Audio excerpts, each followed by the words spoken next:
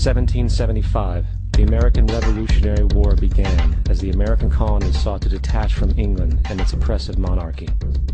Though many reasons are cited for the revolution, one in particular sticks out as the prime cause: that King George III of England outlawed the interest-free, independent currency the colonies were producing and using for themselves, in turn forcing them to borrow money from the Central Bank of England at interest, immediately putting the colonies into debt. And as Benjamin Franklin later wrote, the refusal of King George III to allow the colonies to operate an honest money system which freed the ordinary man from the clutches of the money manipulators was probably the prime cause of the revolution. In 1783, America won its independence from England. However, its battle against the central bank concept and the corrupt, greed-filled men associated with it had just begun. So what is a central bank? A central bank is an institution that produces the currency of an entire nation. Based on historical precedent, two specific powers are inherent in central banking practice: the control of interest rates and the control of the money supply, or inflation. The central bank does not simply supply a government's economy with money, it loans it to them at interest.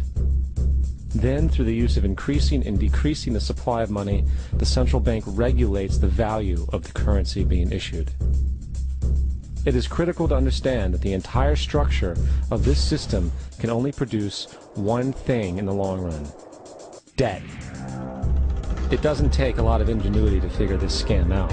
For every single dollar produced by the central bank is loaned at interest. That means every single dollar produced is actually the dollar plus a certain percent of debt based on that dollar. And since the central bank has the monopoly over the production of the currency for the entire country, and they loan each dollar out with immediate debt attached to it, where does the money to pay for the debt come from? It can only come from the central bank again, which means the central bank has to perpetually increase its money supply to temporarily cover the outstanding debt created, which in turn, since that new money is loaned out at interest as well, creates even more debt. The end result of this system without fail is slavery, for it is impossible for the government and thus the public to ever come out of the self-generating debt. The founding fathers of this country were well aware of this.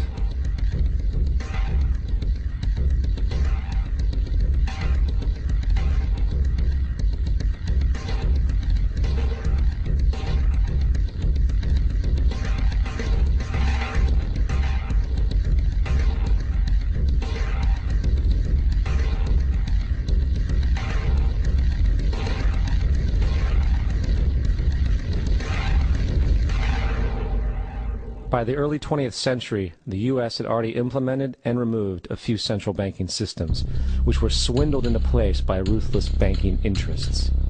At this time, the dominant families in the banking and business world were the Rockefellers, the Morgans, the Warburgs, the Rothschilds.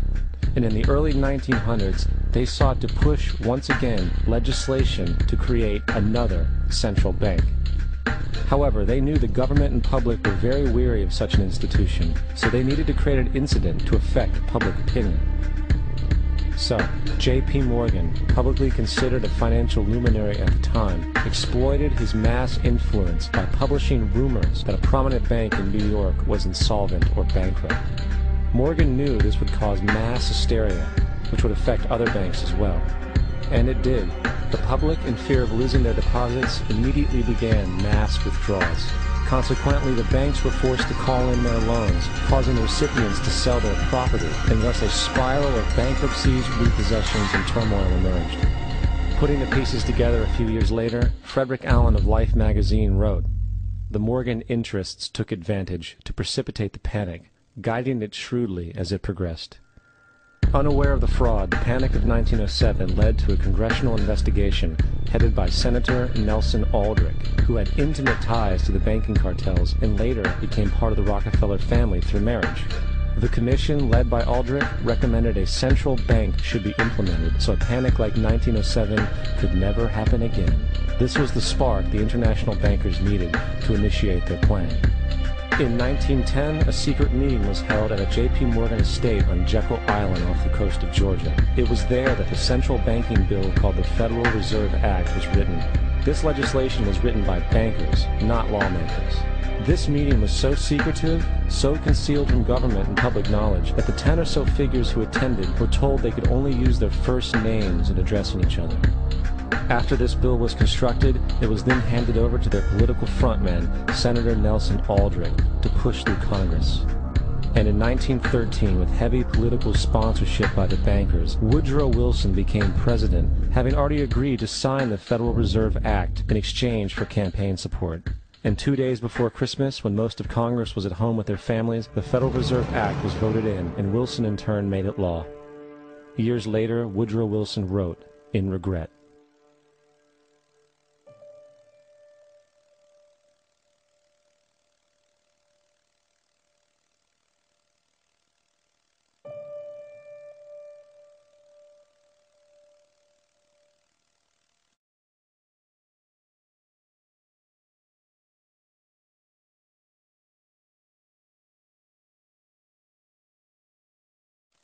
Congressman Lewis McFadden also expressed the truth after the passage of the bill.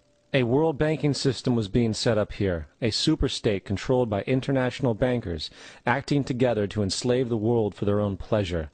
The Fed has usurped the government.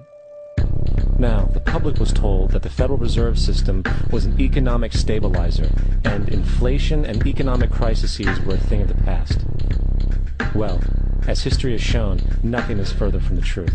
The fact is, the international bankers now had a streamlined machine to expand their personal ambitions. It's alive! It's alive! It's alive! For example, from 1914 to 1919, the Fed increased the money supply by nearly 100%, resulting in extensive loans to small banks and the public. Then, in 1920, the Fed called in mass percentages of the outstanding money supply, thus resulting in the supporting banks having to call in huge numbers of loans, and, just like 1907, bank runs, bankruptcy, and collapse occurred.